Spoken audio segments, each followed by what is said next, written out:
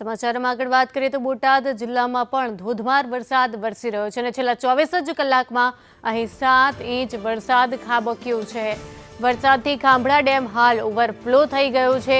Dam overflow થતાં ડેમના દરવાજા પણ ખોલવામાં આવ્યા છે। બોટાદ જિલ્લો કે જેને મેઘરાજા ગમરોડી રહ્યા છે। છેલ્લા 24 કલાકથી અહીં અવિરત વરસાદ થઈ રહ્યો છે અને 7 ઇંચ વરસાદ પણ અહીં નોંધાયો છે। ડેમ ઓવરફ્લો થતાં હવે ડેમના દરવાજાઓ પણ ખોલી દેવામાં આવ્યા છે।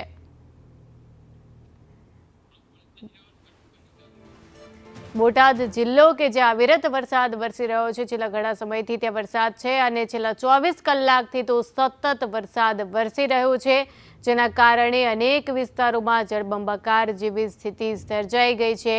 બોટાદનો ખાંભળા ડેમ ઓવરફ્લો થઈ ગયો છે અને ડેમ ઓવરફ્લો થતાં હવે તેના દરવાજા પણ ખોલવામાં આવ્યા છે। અત્યારે વરસાદની વાત કરીએ તો બોટાદમાં 7 ઇંચ જેટલો વરસાદ નોંધાયો છે।